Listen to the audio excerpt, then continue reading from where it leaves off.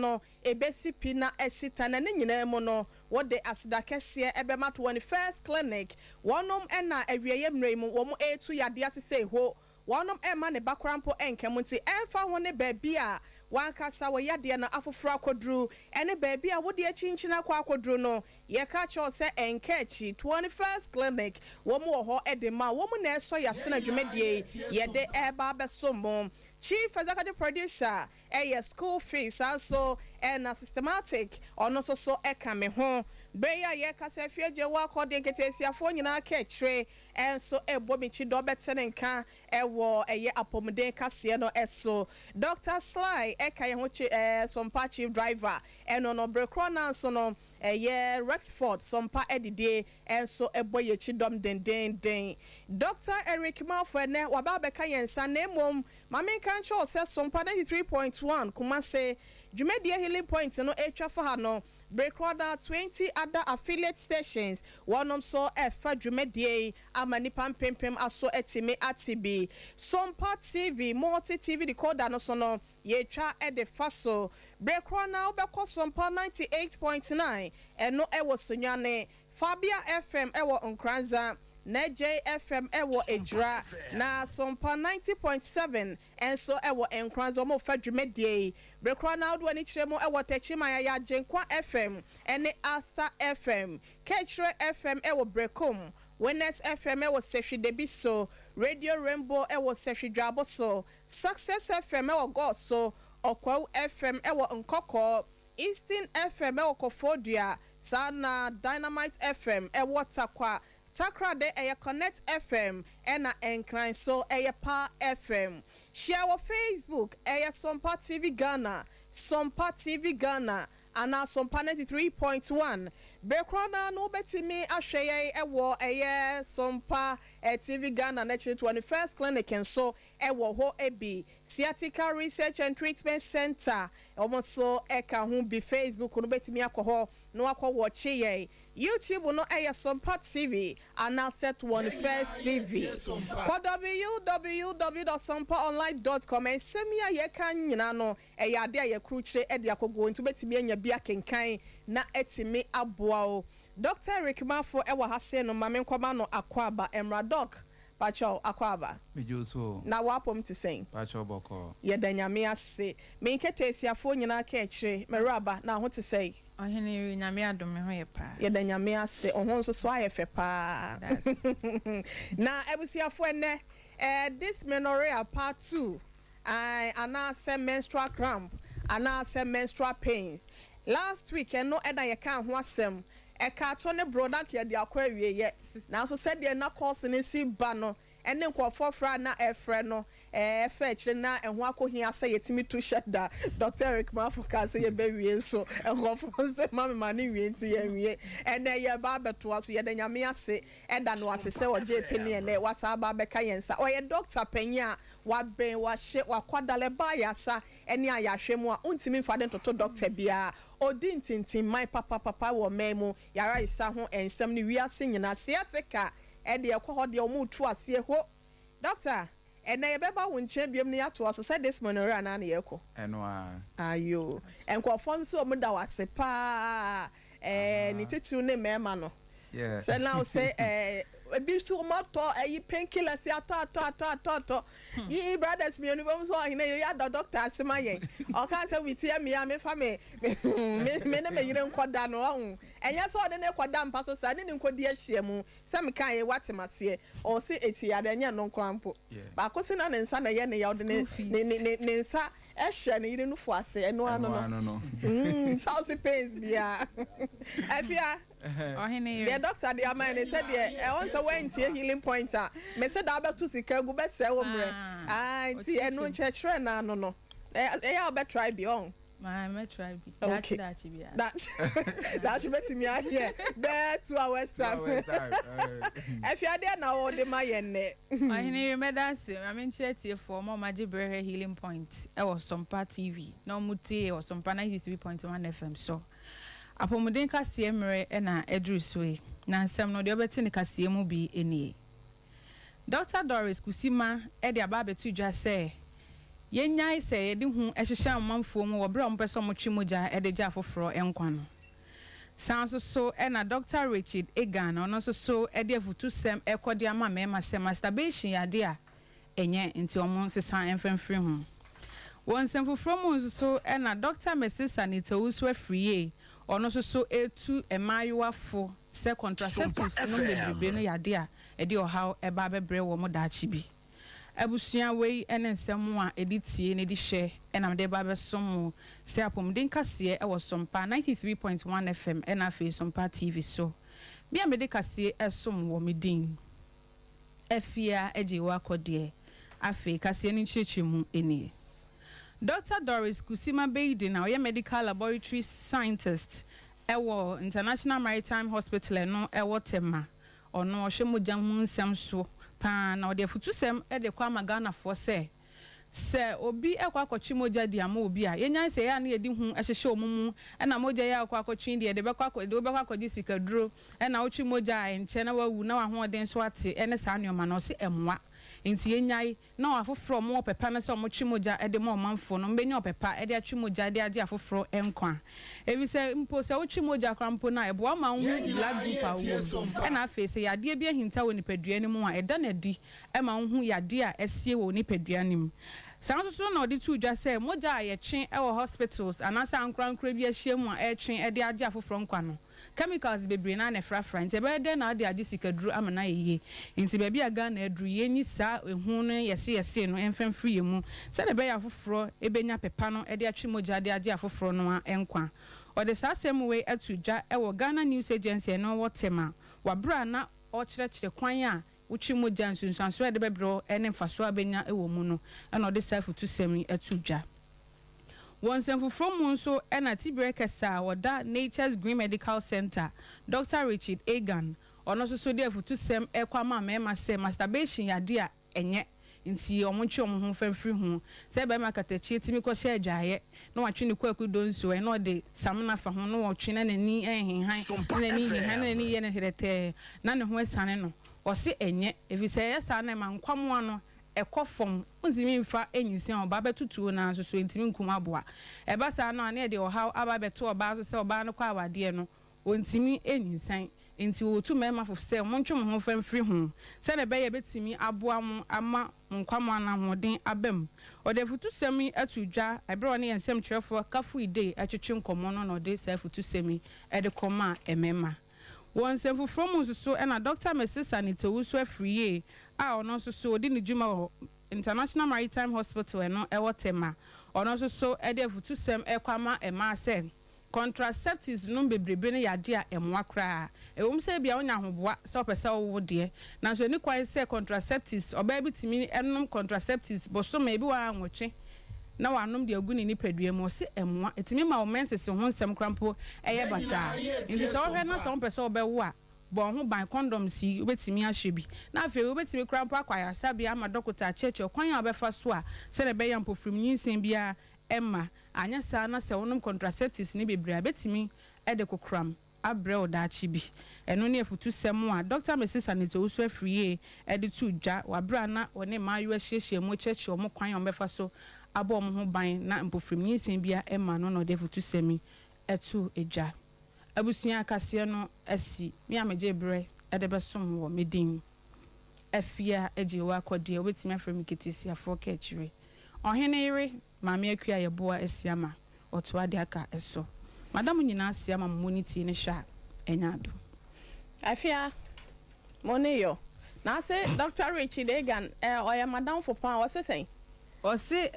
masturbation emema ne fam de no bema Sompa FM. Nti omo ya dai nti omunyai na oba de bema de ho kwan da oba ho ni kwan se we ko share dwaye de samna twetwea na pe na wape no I de na omani ahirete ai se omo ya na omani na here na se o wenese na o wenese sa afia o mi dan sa de wusi kan de se ade esie okay to mema no enyai esa na ha ma no se omba oba kwa aware na be ma kwa mma no wo fom a oba na de ani bu ni se on na enwo so e bia na be ma na enwo nti o se mema ni nyai doc akasa certificate amene afia e benya ngakra na ne ma ba ye adwuma ese me ba no so ye doctor adwuma ba no na nurse adwuma e usiafo afia je wa kɔ de nketesi afo nyina ka kyire e na yatene nka ne beda na se papa pom den kase no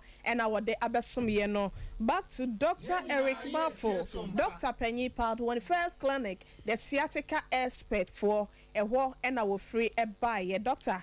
Me am more aqua baby away. Major so. Now, Mrs. What to say? No, and then me did the school fees baby be a come for so yeah, Minianum 21st for Obia, ye denya say, ye denya say, Obi Shiam or say or Hinere. In fact, and church na modem and a yapana. Me tell mon kana me call 21st one say makoto sika gu bebre e wo baby na minim ana minim so ye tofe akwadwumadi ana wodi e wo Sompa ase na minim wo se enso no ye se achia emu ye esa bebo nyina adenti no baby a wakochinchi afa bia na ye ka che se 21st clinic e hwa overseas alpha radio nche ho pe e na kumasi ase nom no ya ka che no e wo bomoden a na e fro ye sesia 0540 311 311 0540 311 311.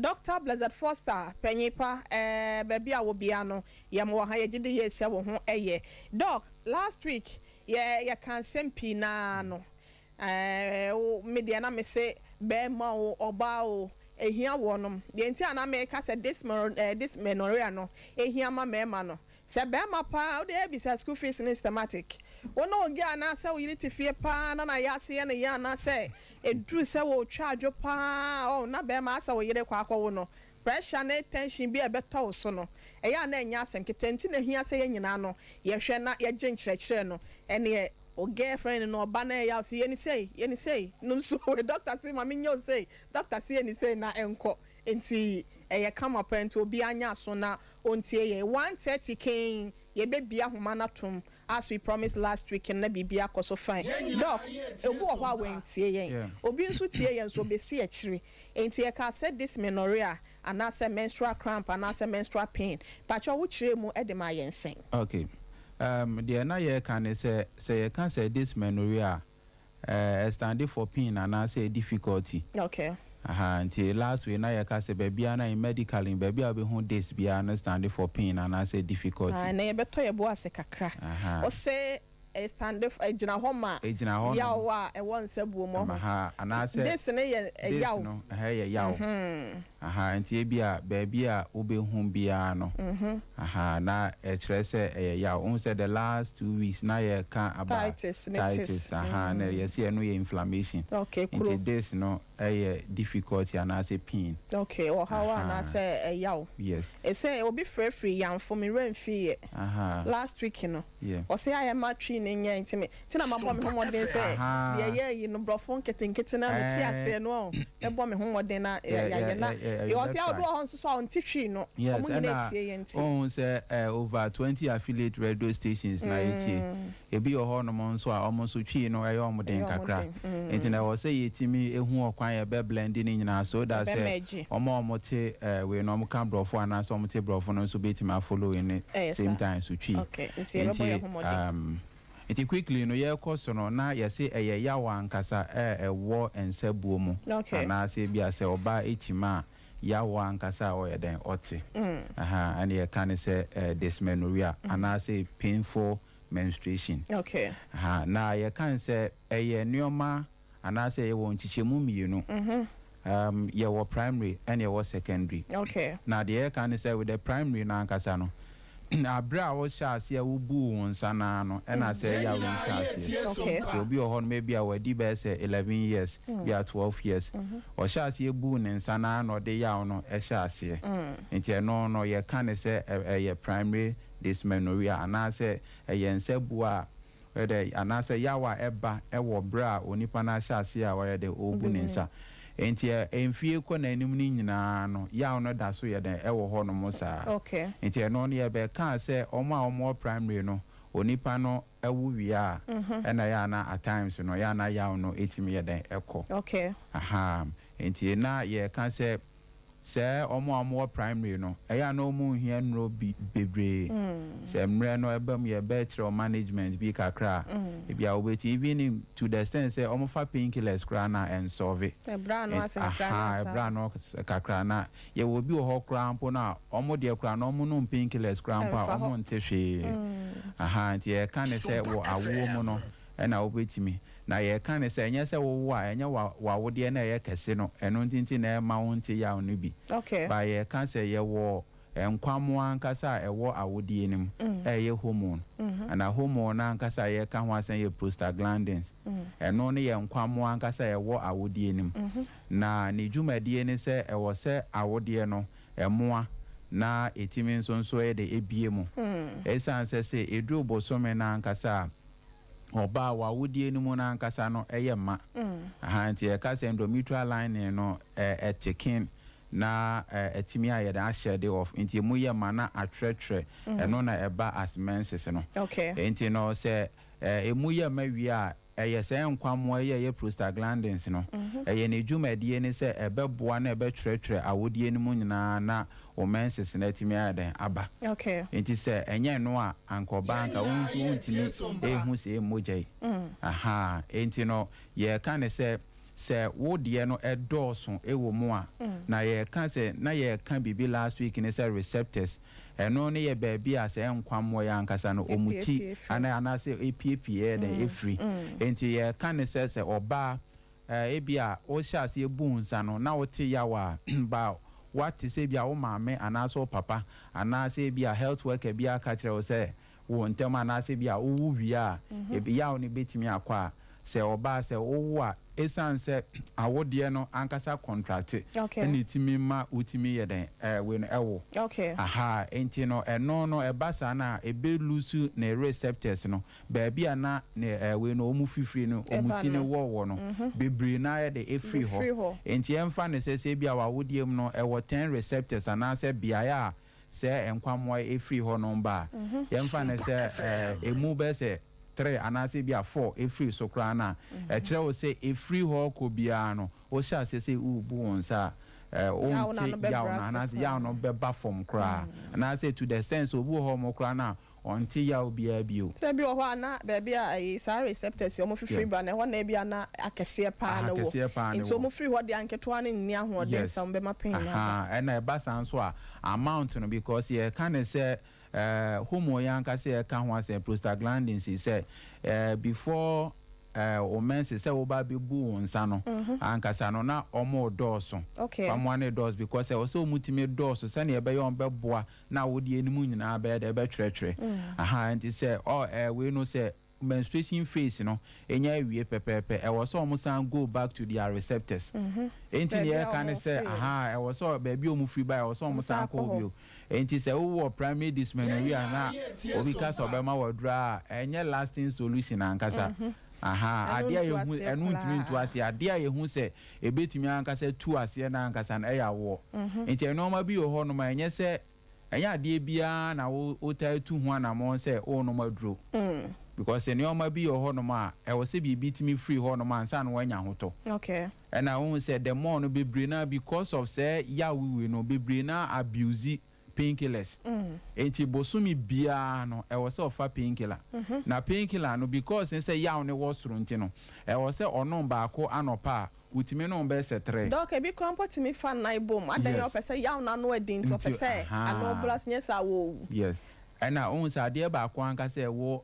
we anka painkillers mono say akwakoye say yen yefun no I say don fu kun fo no e be ma yaw na ba form ba e be san cause inflammation ankasa enti ye kan say ulcer ankasa no ya na dodo na ne bi num say aduane a e bia ye say wan didi ntem nti da bi wo didi ntem say dem kra na obetime anya ulcer because e betima aye moawa and I say painkillers and you can say almost 90% of it no e painkillers and moawa and they say also there ba na che say we wasi super wa ha say no me de obi wo ho no we ni dia ayi onya osa pa say o de osori a wo kire wo yam saa no he no we nya osa anasa wo kire wo yam ti na wonya osa enye kwom na de osa ne ba say you can ye wo no ma bi wo ho no ma factor risk factor different from cause. Okay. Enunti na udi deeper ba obeko hospital no say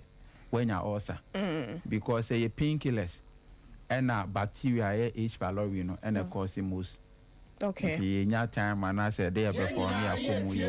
Enti na ye can say mostly the more now abuse painkillers and so no. Now and also so yeah they best predispose you to ulcer. Because it contains a lot of caffeine near the end. And a caffeine nso be twakru ankasa wo yem. Ti you be a wo pe yem fan say wa wo say dysmenorrhea na say ya we ankasa. O sign no painkillers and I was sign no energy drinks e be kakra no. Obon se na ulcer de ne ho asan ba jim ti du se bosome na ankasa de a wo yafun ne wa ya ase de no de anya de be ja wo twa na wa ya ase twa na wa ya ase because already no wa abuse painkillers na the ulcer abrel na we nso no ya fan se once ne se hormones no enso cholesterol nso no eno nso e de ya no nso ba wa ya ase enti na akwa ma ya wa eti to the extent say obi o hormone kra na ba da bia na agi se bi a ration no ko hospital tene bia ba say na se wo kwa na wo se etimi medra ebetimi a relax o muscles no na afede ya no so etimi aden akofom tina ye kan so omo the primary aspect no na ye kan say omo nso a omo wo secondary no no de yare na ama se yawa ese ubu nsa a wote enti obi o ho no ma o hya ase no na obu ne nsa kama ebe yi onti ya obia nanso no ebedi be se 2 years 3 years 10 years ko na afede obu ne nsa na afede o hya ase se o ti ya okay enti eno na ye kan se eno ne ye yare a aba uni padua na aba reproductive system honom ana se enoma nipa kwa anka se eboa ema oba ankasa no fancy nioma ye wawudi mu organs a etimi reproductive organ or how be the abem enu ntinti na ema se yawo no ye deba enti se ubu nsa no na se wonte yawo wo hya ase no na wonte yawo bia na afedie edu bosome na se fancy wo menses na eba na wote yawo ankasa eno eye ohawo bia abeni peduanim what's a utu na mo 21st clinic yes na yetimi eboa eya na nipa dodo na de mo house ne kone na mo mfikyire mesra wo ye ka se yade bia ha wo no ne titru ene de ye ka ho asem ne nso no onsa ade bia de beba betena ha se no mo be ka ho asem no me so na yetimi edi ho dwuma ma ne bolo so nti no se wa ya se twa we no doctor atwere se o primary one wo ho bia wo be sha se ebu nsa na teenage age mo ho no na ne wa ya se twa ne ade de na se osisi ye o ya de a wo de efri tete ne ba na emom se bia wakọ wanimu a kirafe de wo bu nsa timu se wa ya se real obu akrampa wo gene ho onye ne sisi etimi emutimi tutu ne saa na wo hu de wonye ni nyina na doctor kasa no ye secondary one ntene no eye yade to amikafo ni kiremo ewo kumase ase no mahwa overseas alpha radio nchen ho na yentimi emua na yentimi ma wadure betu ase na calendar na nkofo de wa ya mo gyo mo bosumi akatua ye genso aye ma obi na doso dodo why na doc primary one no ada o ka se obi nso so a on tane be ma nhia no yeah eno so e ya na ha adwenti wonim se sister bi min mo ni din yesa nipa be hu no so ame ha ya watra se for 9 good years on kan be ma da ode ni kunu nyantawantawa ena ose na be ma kola afono no nti on kan be ma na oso ochima na so menstruate a ema ye ebi okwa 3 months na baba akobi ebi on so start say ba eba kakra bi first ba no onya ne be 6 days afi onya ne 2 days na ye ne ho na mu nyina ite said ye etwintwa mo no but nyame aya adom ne nsa to bi so ena ada ye komo ye betwetwe no so ohene ire de na mo kenya doctor kenya na ya mpo na me pese me ye be me bi ase me paache oso kwaye 3 days time no ono ankasa ebu ne nsa ema se de moja ne si flow kama no eni moja tuntum bia na de eni mo ne ade na o se na se wo ne be ma na nso so a esa etimi fete o moja no ho se un se nti na ye kan se abstinent se akoba de se udu umfie bia e wo se utimi ene ebe ma edi ahia mu tin ye ka se too much abstinence no is very bad say the more now we are abstinent no say ye was a reproductive system no yes say oba onkwamwa no ene wo organs no they say wo ovaries no wa wode no wa wode ni nyina no emfa say eye nkwamwa nkasa na regulate no okay ansa na oba wo kosua ebeti na to no eye nkwamwa okay free wadwin mu na ebe signal ovaries no ansa na ebeti menya matured eggs okay enti ena ye kan say normally nso no say udi ahyiamu nso a eno nso ya de a release a lot of hormones last week you know ya bobo bebre ho aha enti the more na on say em find say initially na or you active in sex and I say there we jai to mokra for almost best 9 good years enti em find say why a fool now we am adwuma and for some time na so you know we jai enti hu say esase enso a the more no yen cells no et is ade pepepe the more na wujai to ho no na e behave abnormally aha enti e can say normally na nkasa no fibroid tissues bi anka say wo no sha say behave abnormally okay fibroid obinya fibroid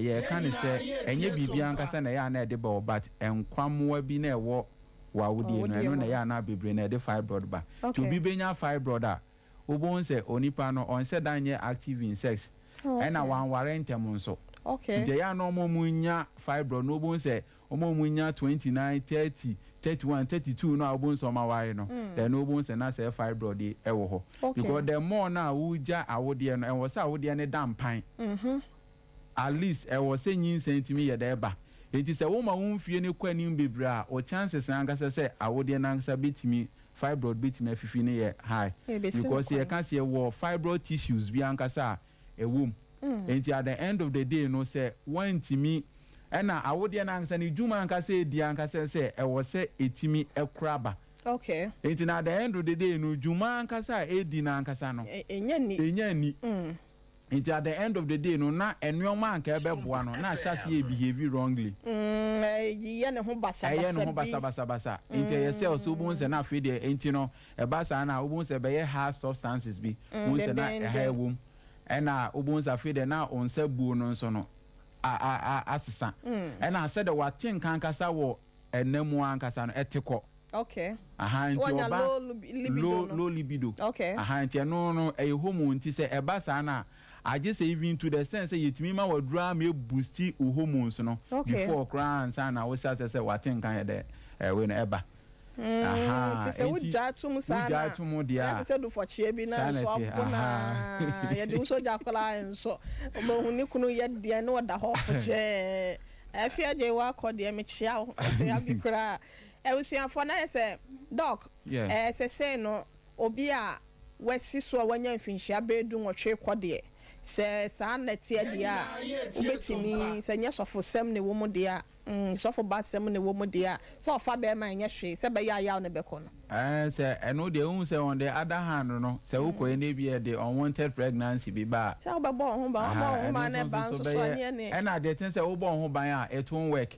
okay one thing is se wo bo ho ban a it won't work enya adwuma because normal bi ho ma won say we no ye wo in fact secretions ankasa wo be man sperms mu your be man hu nsuo no on say oba ene be ma di ahia mu a oba ne ye kama na be man ne ye tan because we no sperms no ye fan say more protein ankasa ye de ewum it is oba sha say ofa be ma unprotected a obon so oba ni timi nyimfe esan say be man hu nsuo ni nyina ye more of protein two bones say oba bi anasa kola bi sha say ofa mema pe obon say how a onyi no timi nyi intentem na no ho aye so no be man nso no ulusu more protein it the more na o have sex no a ulusu sperm na fe de we no so ye den earth nti obema bia na oye ma asem bia na so ha bibia no didi kama pa but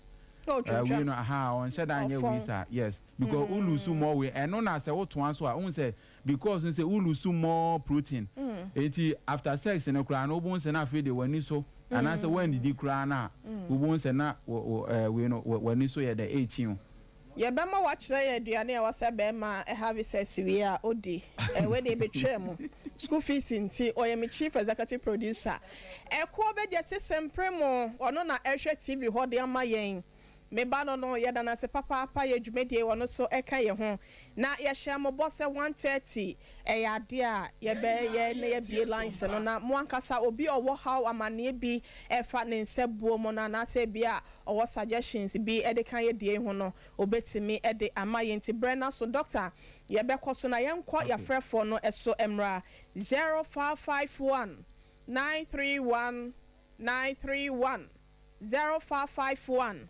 931 931 and a 0548 931 931 0548 931 931 Kusebia wo ewo last week na opesa wo fra na wenya ye no mesro bomodia na ebra na yentime no twetwe enkomo. Hello, good afternoon.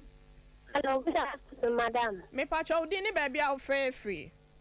The pastor your friend comfort me free for Santimanpo. Comfort. The pastor Me pacho yo yentie we. The pastor ma wo anya bosu me nai. Okay. Na minya 3 months na me nurses e buy. Okay. Eba kama pa. But man we na you no ma nya ma nature. Be you kwa eba ketin 5 days and nature. Okay. It's the doctor, the doctor say abe e bibi ana say. Busana mama say or breastfeed. Yeah, so yeah, exclusive breastfeeding ni biana. The pacho ai. Okay. Na o sha say ubu nsa no eba 5 days na say na eba say. The pacho me yeah we know. Me satie bu me nsa no eba 7 days. Ama kama eba bebre kama by month we not buy any day any day back to 5 days any time. Okay. Doctor, how be you no sweat here why? E pacho yo me da se. Yes, so yeah da se. Good afternoon. Afternoon. E pacho udi ni baby a free. E pacho me free for Chrono me pacho yentie we. Ayana you for hospital me be manishe mani nsu na ba. Pacho ma one so kakra ma ye why? Me kuni she mani nsu na ba bontin. Okay. Hospital me tin so gina ma wodi ni. Na me say be a doctor bit me aka de kwa e de ba ya akyem na oboa me. Pacho yate obey you no why? E ba shi. Yo, yeah that's it. Hello, good afternoon. Hello. Pacho, good afternoon. Good afternoon. Pacho, udini baby au kase free? The friend me Beatrice, me kasa free. I am free. Beatrice, I am free. Pacho, I am kwe. The Pacho, about 1 year me. The nurse mad. Na me awoya me na mo pa awoya hospital. Na doctor ne ma me dro. Ese menom Intimant ni gra men fametre intimant ni gru no the lens of mama and the call hospital no na your friends na get pregnancy in the found mama course mama gru say ba a me bi na me call no mama gru na buy since then ba jama be 3 days since then no me this doctor say e there that's it. Yes, so yeah, that's pa. Hello, good afternoon. Everything for good afternoon. Hello. Sompa. Pacho, good afternoon. Afternoon. Pacho, dini baby, I can free. Pacho, I'm sorry. I can say Santa. Santa say, Osa, young quay. Pacho, I don't know. I was 6 months in the whole Lebanon. Emoja na o wi eba no na eche we di be bo so me ansa na moja be echa jeche ndi echa kra ba me ne mekro ehye mu bia na moja nkete bi nso ba wa echi me nti ase na me doctor nhwe bo ma me wada wo ma o sa o se o wo 6 months that's right and yeah there is mu bia ma me Me 6 months no me no jana awo echi no eba no. Edi bosume ansa na eno no echa. Okay. Because na me ba no sopa nti na moja etu me. Eti edi 6 months edi 1 month ansa na sa moja ni echa ba esi okọ no me kunu me se me nya 6 months. Esi okọ me kunu hia mu bia na moja nkiti bi se ba. Me hia mu bia na sa moja na baba yin hia mu bia e ma. Yo, doctor say me bisa say ya what ya o. Pacho de bi mente ya o. Me pacho yo ono obedi nkomo why? Pacho yo. Yeah, that say hello, good afternoon. Afternoon. Me pacho udini baby o kase free. Pacho friend me Victory. Okay. Me kasa free achem tachimai. Achem tachimai. Pacho me bomb home by ansana. Me tada. By 3 months now, my bomb is combining me the menses. I just say 3 months nature and sana menya the menses. Oh, you so your friends a family planning ni biana. Me pa trying. Emu de wa hen. 3 months there. Fane no. Pa trying. Auntie, oh what they are 3 months who mo journey. Me who menses na consider my baby. It seems so about 2 weeks, 3 weeks now by. Okay. Mate why? Hello, good afternoon. Hello. Good afternoon. If I show Dini baby I'll free. Pacho we dey we blame me kasa sita. Kaswa mpacho yo yentie we.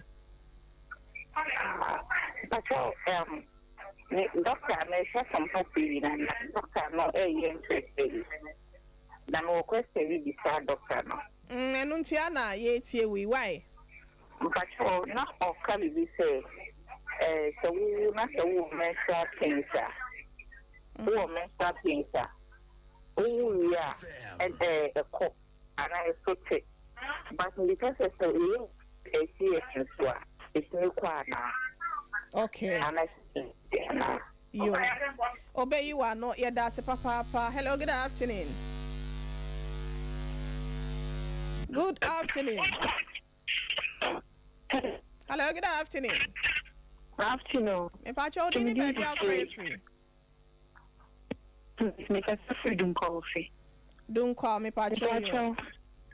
Pacho, last month you were miscarriage. This month, my September. Month and so I'm just becoming not. What's the last month when you miscarriage? Pacho. This month I'm by it. Now more drink cherry and I'm not sure. Umo janem by it. And I said, I'm what was can I hear? Come on, you say anything I'm to treasure. Then I was thinking, but we didn't call it. Okay, yo, doctor, why? But you know that. Yeah, so yeah, that's all free. Good afternoon. Hello, good afternoon. But you didn't baby are free. Because I make a selfie go, so you're my big girl. Okay, I'll be quiet. Me macho, me nya the message 12 years. Me my start pain more the today more 29 years.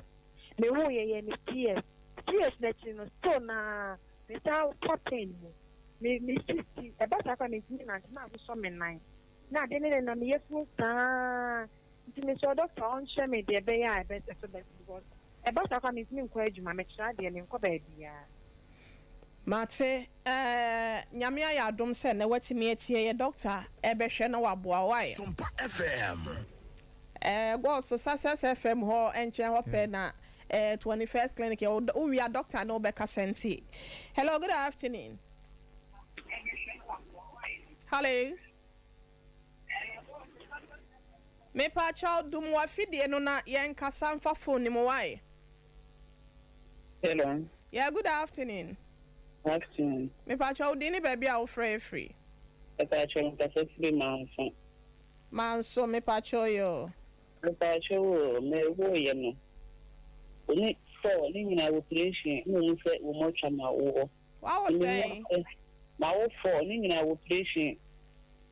Enti maybe sasa ma wo de no mu yi ana say o modane na na say metimi akwa mu na akwa ko bi. Okay, yo, Mate. Ope so wo bi mo. Aha. Doctor say o de dey where you are no. Obe say you are no bi mo why? CS and the Ntina Yana. Hello, good afternoon. Afternoon. Pajo dini baby out free. If I share family vitamin, it's a sister from free. Abo. You know, from free. You know, he pacho yo. If I share my man is and buy it, and I'm exchange. Maybe I'm kosher scan, I think it's probably drama with the product. What try scan almost saying? It's probably drama or the left to side. And so I bet now I would the any fan. Was left side the honor. By time. Oh, okay. Pacho Matse. Why? Okay. Good afternoon. Hello, good afternoon. Pacho dini baby out free. I shall make a free couple. That four. Pacho yo yentio. Pacho. It's started telling young men to swear about 4 days. They say, dear, I know you man, but they say, dear, but I shall be more on the man. Also, what shall I say? I never say. 4. And I call today say about 2. Okay, Pacho yo. Tafo the obey. Mate doctor no be the encomo. Hello, good afternoon. Hello, good afternoon. Hello. Good afternoon. Good afternoon. Pacho dini baby out free. Ayo.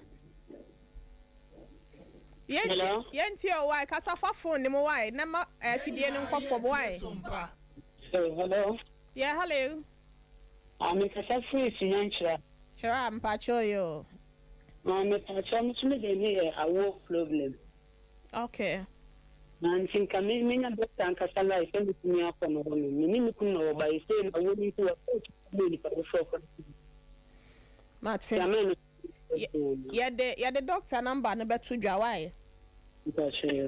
Ya me be ya dom onso bekita wan kasa oba. Yeah, that's it. Good afternoon.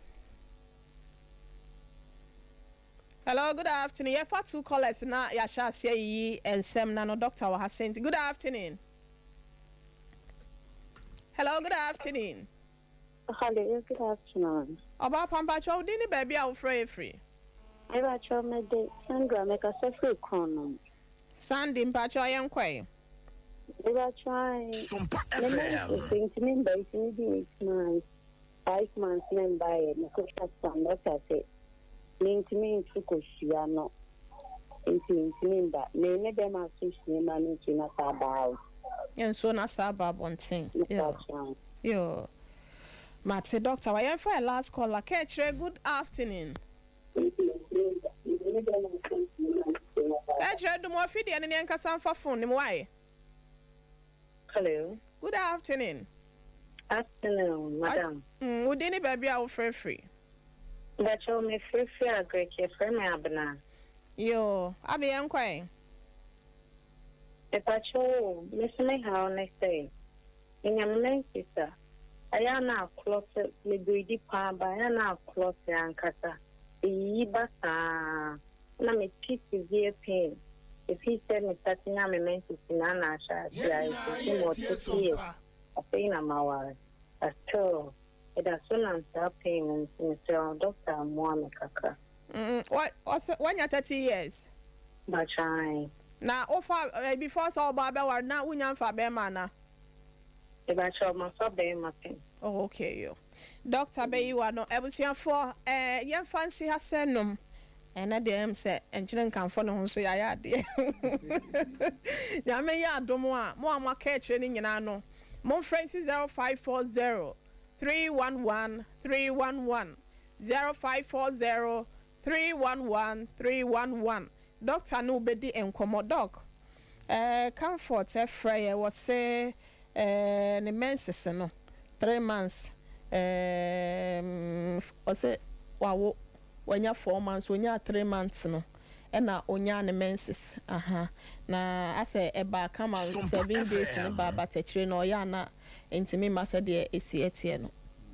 Okay, on say for the questions are obia busa ebia no ye be answer obia but there I was say ye hwehwe ni say ye fan say benses any awo say mu de scan de untimi enyin film enti anu hu ye bia na ye de be mo bia no at least I was say yetimi etwa scan na say utimi ko twa scan na yetimi hu problem pan so I had a sign there wo. Okay. Now the attention say oh we are on said the last time na ye can say oh ma obanu fo a homo na e release ya and also etimema breast milk na ye there banu fu so ne ba.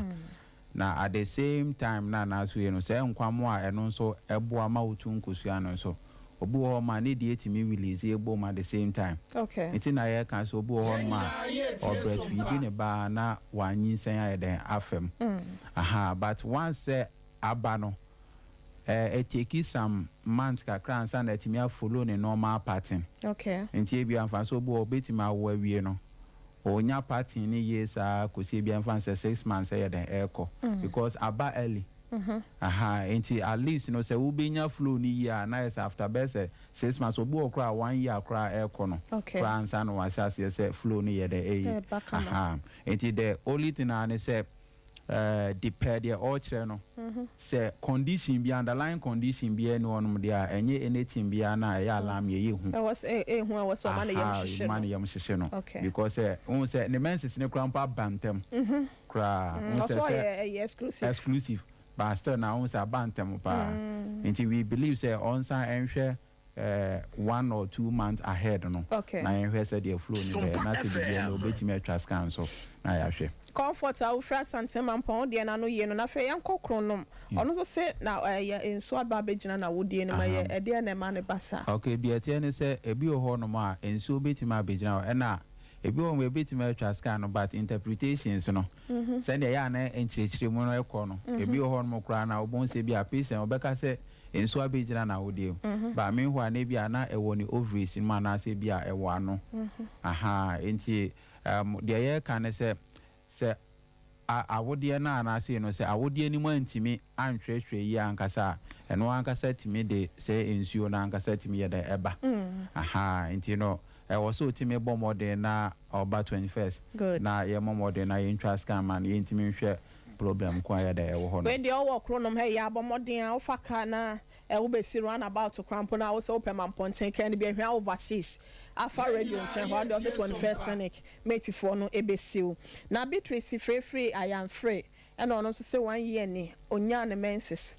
wose na o pa wo ye bi na ejo call doctor bi ho ma na dro na enije ba ne menses na ment onim say awo anyinse na aba okohwe na enye bie no so okay e say onye enti we no de ye kan say unya menses ye wo say menses no e fan say menses ma ye kan amenorrhea said any dysmenorrhea no yaw no amenorrhea means absent of menses minim say no so enche be ye into the menses say mbakra no problem when a be woni ovaries ni mo ankasa say menses say ma yare bi to say bia ovarian cyst and I say bia polycystic ovarian syndrome and normally no etimi ye den eba and I am fan says o estrogen any or progesterone no say yam fan say hypothalamus ni intimi signal message anka say ma no den say for the follicles na anka bit ma rupture intina no na basa na obon say na edinsuo anka ba bi gina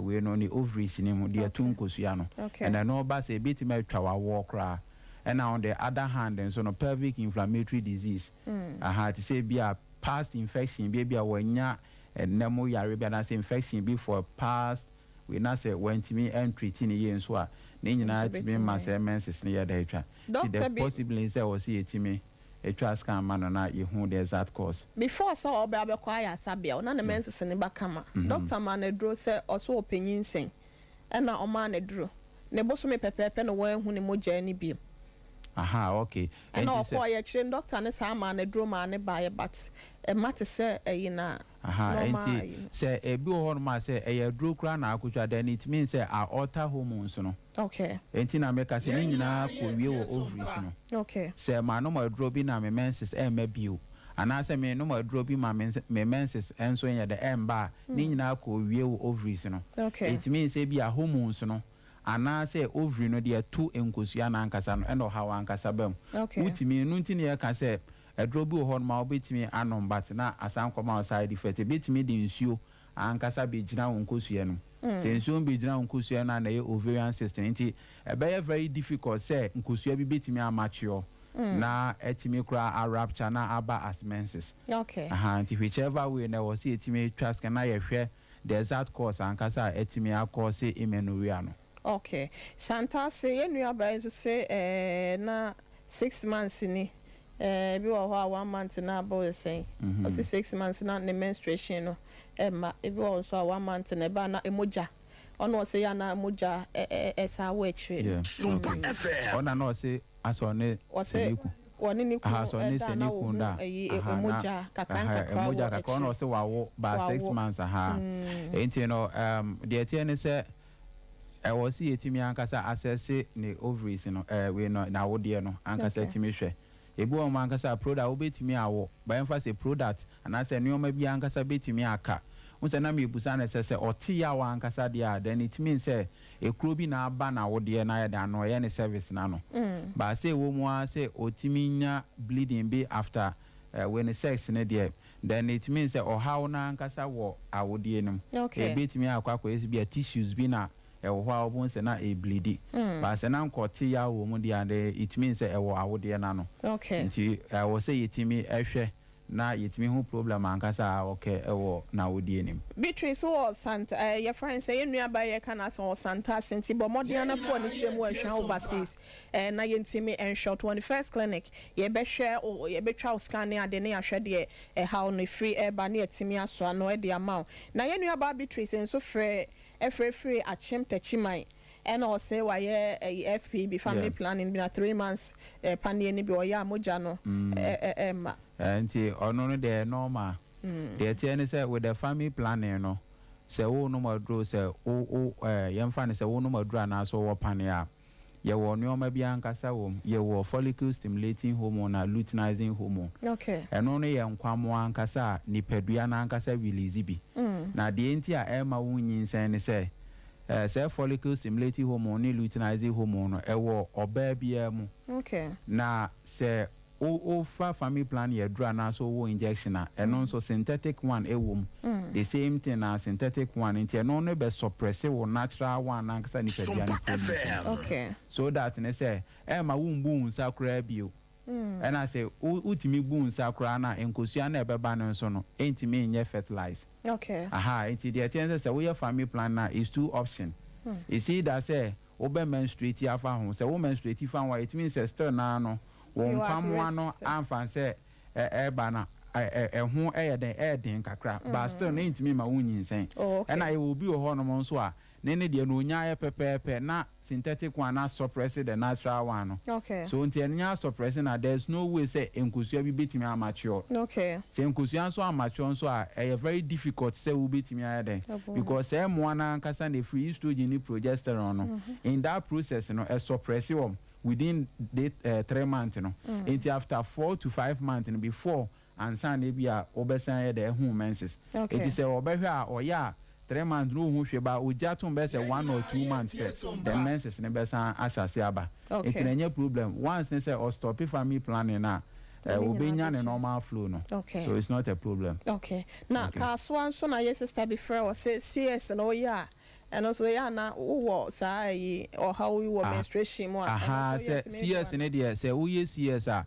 still na ya no be koso afamu sa won say na ye kan say wo won say CS no won fa wase won say but we na obi o wo fa na se ankasa de wa wo de na ankasa no ena we no di juma na ankasa pia yemfa sa kola na ya de aba enti no say wo fa wase a ena wo lose o receptors okay but say wo yes CS a un lose receptors enti say wo yes CS a still na pin no ebe koso ya den awo ho okay because hwe ankasa entimi amfa wo awodie nim MP ena yɛmfa ne sɛ hormone bia no no ma etimi contract ya epushi akwala na yɛ den ɛba yɛ ɛyɛ dadeɛ ɛne yɛde yi wo ba no nti still na no wobɛkɔ so I experience that pain no nti sɛ bia sɛ obi wɔ notion sɛ bia wa yes na pain ne bɛkɔ there any relation bia because already no receptors no they are still intact. Okay. Nti ɛno no yɛ normal delivery no ɛna yɛ ka sɛ ɔmo lose on receptors. I think sɛ ne ɛgɔ so ne kran so deɛ no sɛ 12 to 29 years ɔyɛ CS still an order so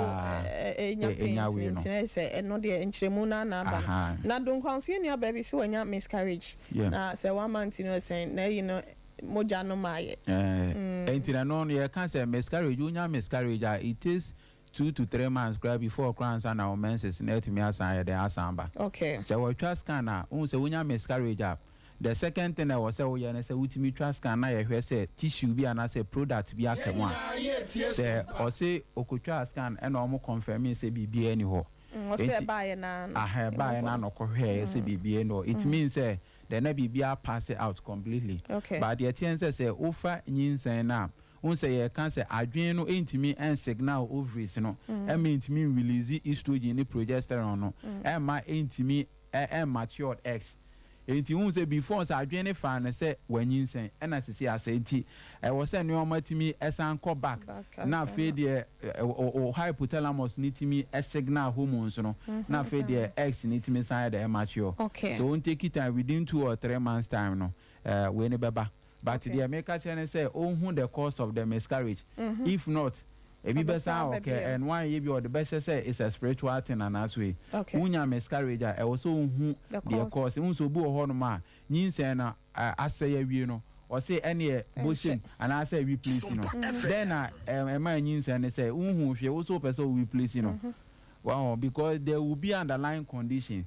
So my advice is say on seek it to the cause of when the miscarriage you know before and the next pregnancy you know that's my okay yo man so also how for any CS or person will be a month or more than na what they na saying and on said there meet me akacha and say you CS at once so for there already said the attorney say Dr. Biana say when twawan kasa it means say opewu because after that you know untimi ankasa encourage nyinsen bio. Okay. One we ankasa betime nya uterine rupture. Na no ebasa na e very fatal ebe kun ni akwala ni nyina. Okay. Nti we no on try say bia only because yes enya de bia de o ma ebetime ababa but they was say won say de o ma ya ma no ye won kwanti because enya say nyinse na ndu be 6 months kra na ebeku no. Okay. Nti na o say otimi ti ase the best option for the mama ye why ebi so ananke bia nko pa ba na say ne kura bi wododo mama man so ya the number beto dwa ya afre why for no kra de ye pa nyina hini so say yesi nso aba begina na wode no yin sabenkum so ho no okay na o say ono na o say because of that no say oni ni kun ehia mu ana we na asaba ye wo cyst bi anka say friend na botian cyst ya na eto awode no ankasa ano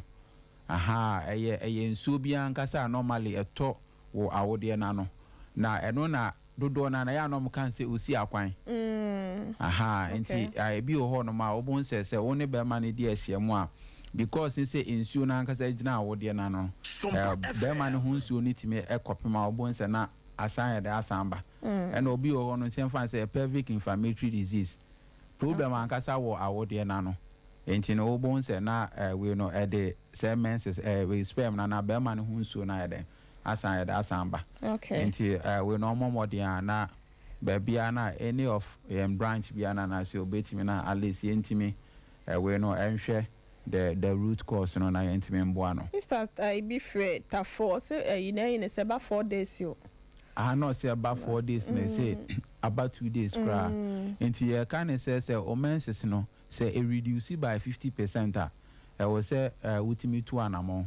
Say ubun sa 7 days na say eba be say 3 days e wo say utimi etu anamo e wo ho into Omra 21st clinic na yenhwe no Sandra so say ebi wo ho 8 months na ko 5 months no ontimi mu nsa na enso no so ona say so enso no so ya na eba ha nti ni nyina no na me kan say ni nyina ne kotwa say yentimi ntwa scan na yentimi ntwa the exact course na course abna de ne wo say o menstruate ana emoja ne yi toatoa na o te ya nso so pa ya wa no den so enti eno ne de betimi aye normal bebre say betimi aye uterine polyps okay betimi so aye fibroid and as e betimi aye bulky uterus okay we no cover space and as a wo de no aye mantin sa ha enti eno de etimi de sa de ne ye da ba nti ya o ma 21st ne hwe emma no emia overseas afa radio nche doc yen fa sima ba akopɛ menstrual yi nyina no prevention and as management sima treatment ankasa ade a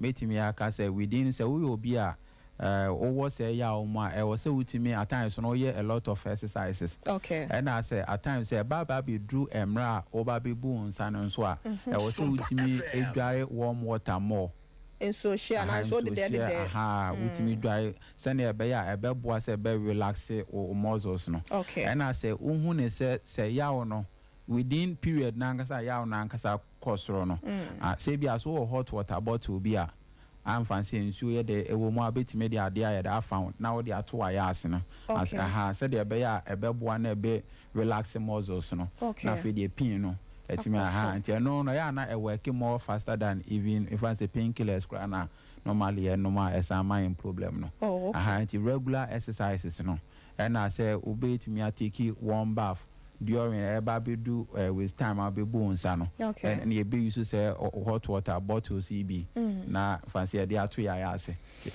no ne other management be team ya dia ka ho ya beda se papa Dr. Eric Mafofa wo man to dwana obi opese ofre no odi nkomo sister ba ko no se wo pe awo ye nhwe de betimi aye e de abo no free sunya ne chiranti ye mfa wo number ne to dwana o matimi afro obi opese ofre bia okay to obi opese ofre bia betimi afre number is 0540 311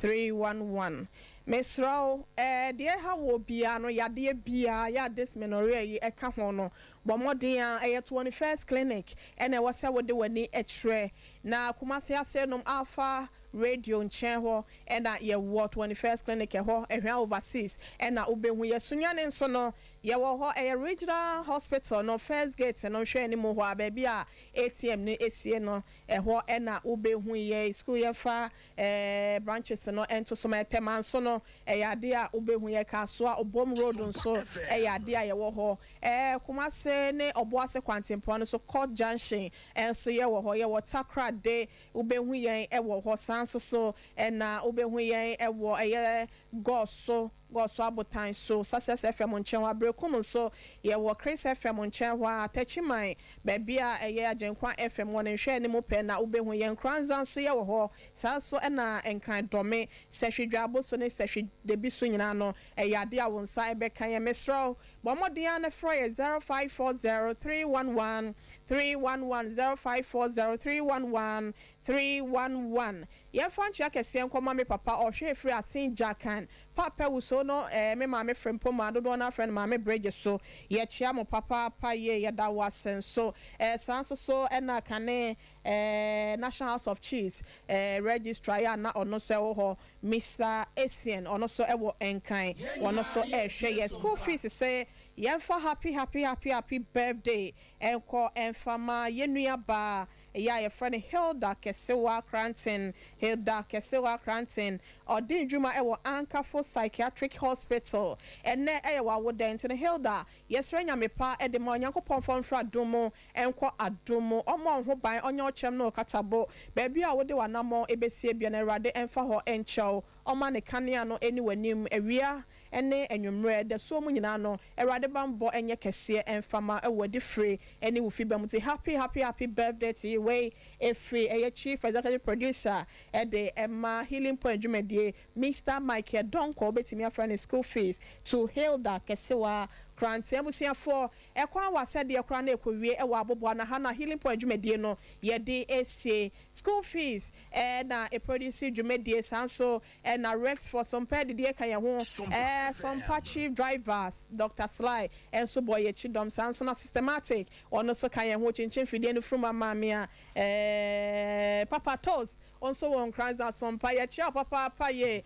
efie je wa kwode nkete siafo nyina ka chire ono so ka dwumadie no wote ne nka wa pom den kase ne so mababa wa so no na no ate papa ye de nyame ase wo sa kwan so Dr. Eric Mafo enene obeka yensa dysmenorrhea otimi ede mu nchechemu na ho adesua ebre ye medi do ohene re ma me akua ye bo asia ma ebeda ase ne aka cha ose nyankopon ya adoma wo chena no so bre mu no ade a Sompa TV so healing point dwumadie no ebesa etwa fonti ya no anya bre na wo set mu biem 0540311311 frey na doctor eni eni nkomo until then Dr. Eric Mafo ne picture na na etwego Sompa TV ne so nte no ko be just sempre mo medana TV ho na try na doctor ene ne wife phone yi o mo picture na da so kama kan romantic one ya da ma se ya kra mo nyame ya dom a awia school fees Sompa extra ai ebeba wo akwa entertainment show papa Sompa 93.1 Sompa TV enya bre na etie yen